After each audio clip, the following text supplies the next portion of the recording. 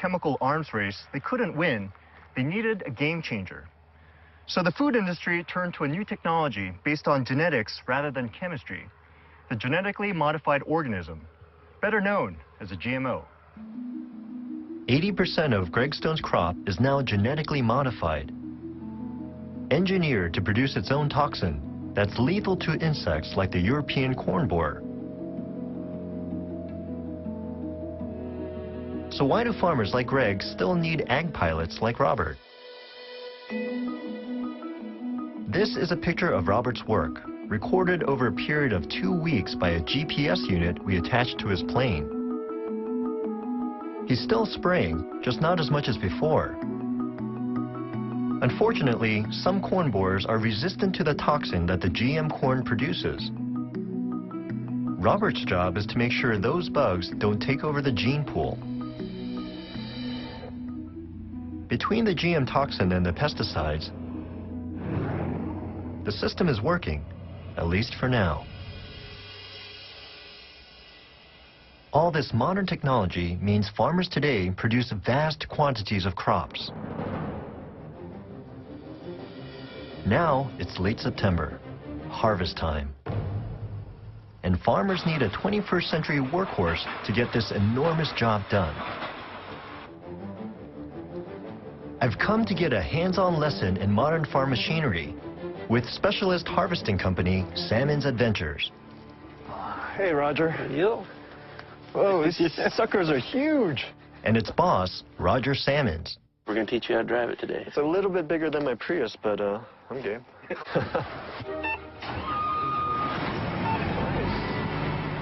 I'm about to take charge of a $500,000 worth of brand new harvester. Okay, now full throttle. All right. You are ready to rock and roll. Hey, get out of my way. Woohoo!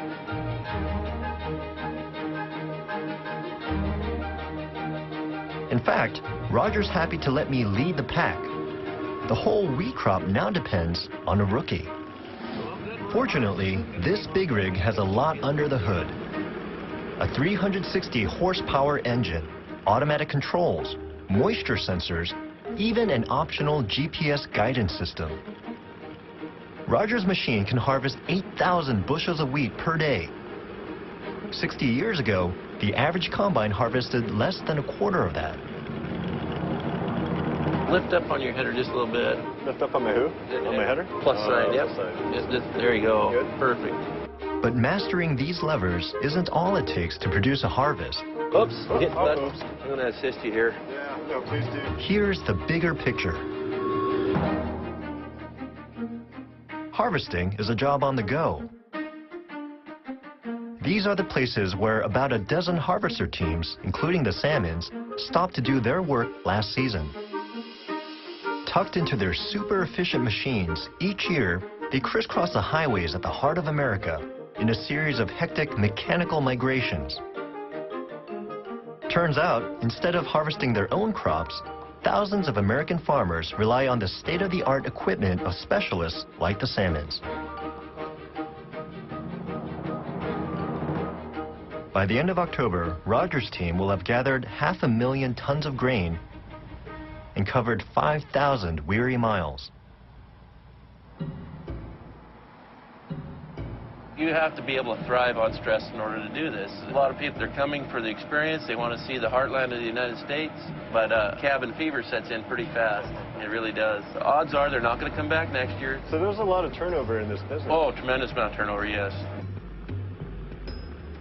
Harvesting, like so many aspects of food production, relies heavily on people power combined with new technology.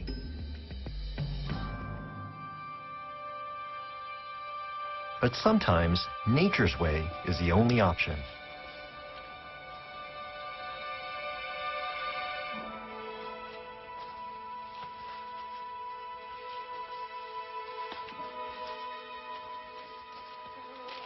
All right, take a look what we have right here. It's this beautiful honeybee inside this pumpkin plant. It's rolling around inside, sucking up the nectar, but while it's doing that, it's getting all this pollen all over its legs and the rest of its body. It's a beautiful sight, and it shows in action this delicate relationship between the honeybee and the flower itself that's absolutely critical to making sure that this turns into that. Even high-tech farmers haven't come up with a better method for pollinating their produce. But there aren't enough wild honeybees to do the job. Enter long-distance bee trucker David Heckenberg. We truck bees all over the United States. 1st of February is the big trucking trip to California to pollinate almonds. California is the country's biggest producer of almonds. But they couldn't grow a single one without the work of beekeepers like David. There's only 2 million hives of bees left in the United States. It takes 1.5 million of them to pollinate the almond crop. Then the bees leave California and we truck the bees on to Georgia to the woods to get some clean food into them. David has to give them a kind of bee detox because the California almond trees have been treated with 7,000 tons of pesticides. And then our next pollination is apples in Pennsylvania in the middle of April. Once the apples are over, these bees all go to Maine to pollinate blueberries. And then pumpkins start mid-July. These bees we're sitting here looking at, this is Friday. Went downtown Pennsylvania last night and picked up 2 truckloads of bees and got home at 2:30 this morning, and here I am talking to you now. By the end of their journey, David's bees have traveled 8,500 miles and pollinated an estimated 5,000 acres of America's produce. But these bees are facing a mysterious threat. This hive of bees, it looks really good today. Within a matter of 10 to 20 days, just disappears. There's nothing left. The bees are gone. It was David Heckenberg who first alerted the world to a phenomenon called colony collapse disorder. Are they dead? It's a mystery. All that's left is the combs of honey. It's just like somebody took a sweeper and swept them all out of there. Wow. So what's causing this? We have a lot of scientists around the world working on it. We believe that it's environmental stress. All the pesticides. Pesticides. We have systemic pesticide in the seed, and it grows up through the plant to protect that plant. Some of that is getting in the flower. Right. And the bees are bringing that home, and then we see all kinds of weird things starting to happen. Don't swallow. Oh, I put the smoke in your... Sorry about that. A lot of people agree with David's theory, but the scientific jury's still out on exactly what's causing colony collapse disorder. David doesn't know how bad this year will be, but long-term, the prospects aren't good. Most of us guys that are in pollination business are losing 60 to 70% of our bees every year. So we've got big, huge fields, and there's not enough bees here to pollinate the crop. Say colony collapse disorder keeps on happening and all the bees get wiped out. What does that mean? Like, what happens to all these crops? Well, you're not going to have pumpkins, and you're not going to have apples, and you're not going to have cherries, and you're not going to have almonds, and you're not going to have a lot of things. David's story is disturbing to me. If the bees are in trouble, so are the farmers who depend on them, and the consumers who want fresh produce. And it's clear the bees are not the only ones feeling the pressure. America's food machine is pushing all of our resources to the limit. From bees, to water, to the people who make the system run. We rely on the nomadic lifestyles of harvesters and beekeepers, and tens of thousands of truckers moving products all around the country to keep our food machine running. Even those who don't travel for a living are rarely fixed, like ag pilot Robert Grace, or the JBS meat packers in Colorado, or Ted Shealy's tomato harvesters in California. It's estimated there are now 4 million agricultural workers who migrate from job to job across the continent. But there's a real irony here. 10,000 years ago, people stopped chasing animals. They stopped hunting and gathering, and they started farming so that they could stay in one place. They didn't have to move. Yet look at us now. We can't stop moving.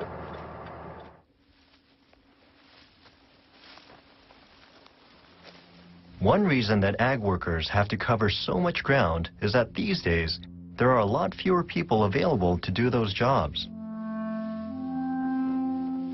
A century ago, 1/3 of us worked and lived on farms.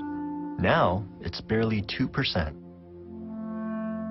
For the first time in human history, just 2% of the population can feed the other 98%.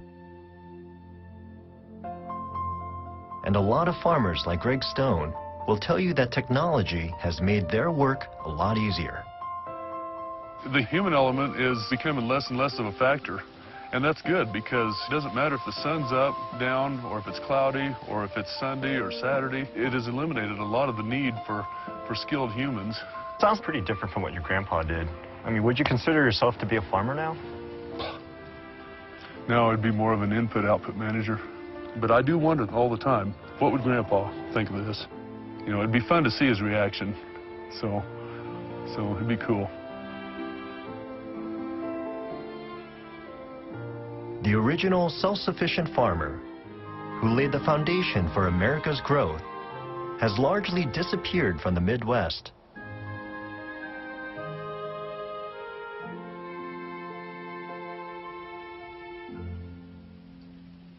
But in some places, he's making a comeback.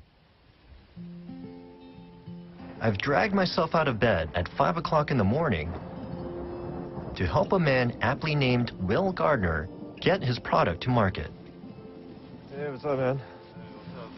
Will is one of thousands of small-scale farmers across the U.S. reviving the homestead ideal.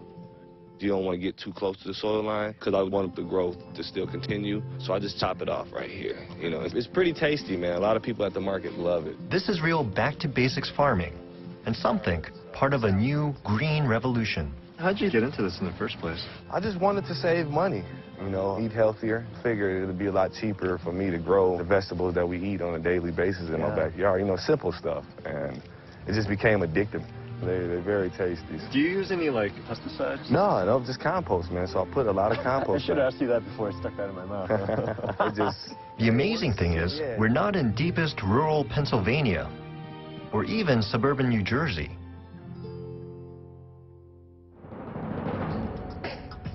This is where Will farms, the inner city of Detroit. Among its many problems, this area is a food desert, a place where it's hard to find groceries, let alone fresh produce. Although the surrounding neighborhood looks like an urban war zone, in fact, it's reverting to its rural state. This is an aerial photograph of the packed landscape of central Detroit 70 years ago, at the height of its industrial boom. As the city's economic fortunes decline, an estimated 44,000 lots of that land have been abandoned, quietly turning into green space, where 16,000 urban farmers, like Will, are now planting the seeds of an alternative agriculture. It's a great feeling. I feel that I'm part of something big that's happening in the city. You know, it's more personal. People come down there and volunteer just to be able to connect with your farmer.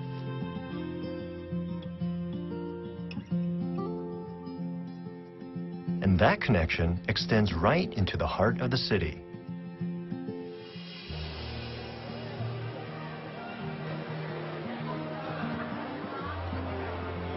$4, man. Thank you very much. Eastern Market in downtown Detroit, where Will sells his produce, is the biggest of its kind in America.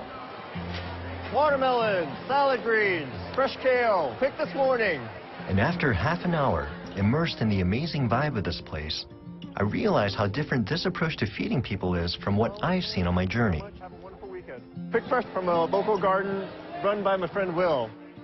Local, where the food machine is global. Organic, rather than powered by chemistry and genetics. And produced on a grassroots, rather than industrial scale.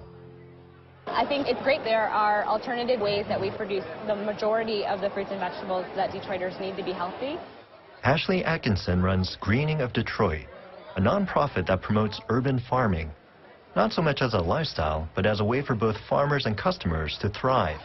Local farmers, Michigan farmers, don't have a lot of resources to compete with industrial agriculture.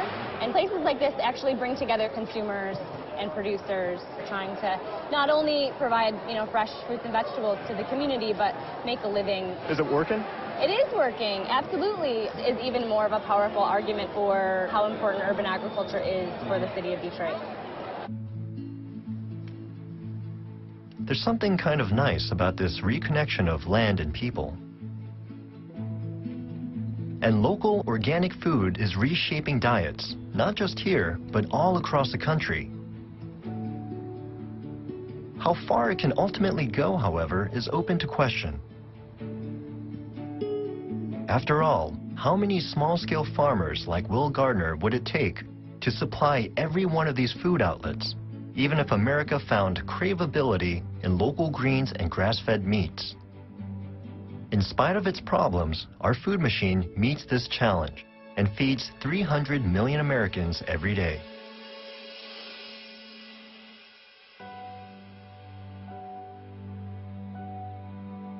I've decided to go back to the heart of that industrial food machine high above the cornfields of Kansas to try and figure out where it's headed.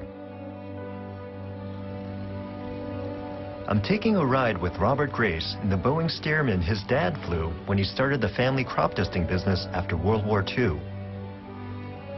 Between them, father and son have witnessed a revolution.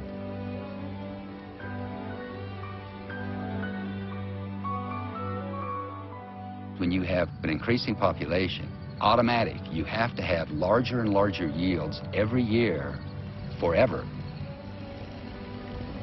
The food machine that Robert's dad and Greg Stone's granddad helped create some 70 years ago would be unrecognizable to them today. To sustain us, that machine faces many challenges. Maintaining this infrastructure we have to pay for that maintenance. So as that canal infrastructure ages, our cost is going to continue to rise. As our tastes evolve, craveability doesn't have to lead to more bloomin' onions. Trends are going to change again because now America is moving away from that high-fat diet. So we're going to see all these trends change again. New voices are growing louder, reviving old ideas. Something had to be done, and like I heard that silent cry for help, and you know, I felt that we have some space out here I can contribute.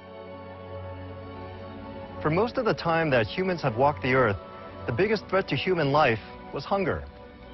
In 21st century America, our food machine gives us more food than most of us will ever need.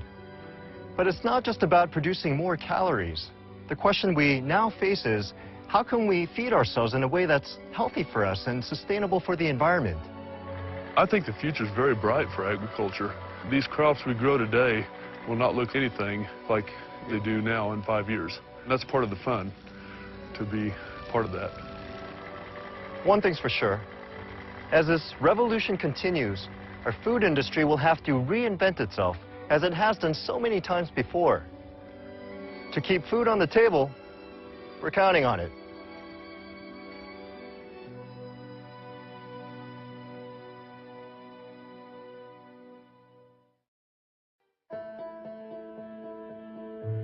America Revealed is made possible by the Corporation for Public Broadcasting and by contributions to your PBS station from viewers like you. Thank you.